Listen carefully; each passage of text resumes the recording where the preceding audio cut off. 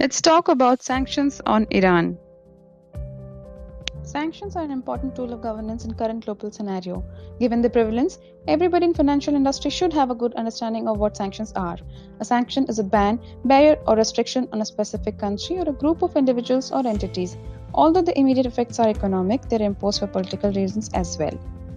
Four most common types of sanctions are: throughout much of early history, the land known today as Iran was Persia, home to Achaemenid, Parthian, Arabs, Turks, Mongols, and the Pahlavi dynasty. It was overthrown in 1979. The Shah fled the country. Ayatollah Khomeini became the leader of the theocratic republic and guided the Islamic principles ever since. Now, before we move ahead, here's a fun fact. It all began when Mohammad Mossadegh came to power in 1951 and seized control of Iran's oil industry, which was controlled by Great Britain. On failing to overthrow the government, Britain took help of America through diplomacy to aid its cause. The CIA worked in Iran to create riots and removed Mossadegh, putting Shah Mohammad Reza in control so as to favor US. But the new government was soon overthrown and Shah Reza had to flee to America, which enraged the radical Iranian students, and they attacked the US embassy. The first United States sanctions against Iran were imposed in 1979 after a group of radical students seized American embassy and took US hostages for 444 days.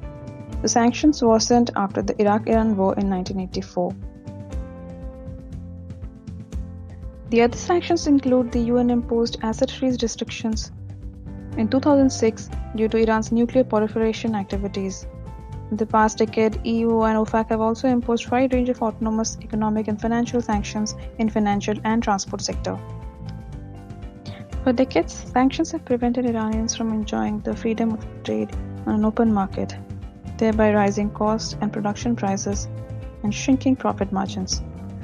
The other effects of sanctions in Iran include expensive basic goods, aging and increasing unsafe aircraft fleet due to sanctions in the aviation industry.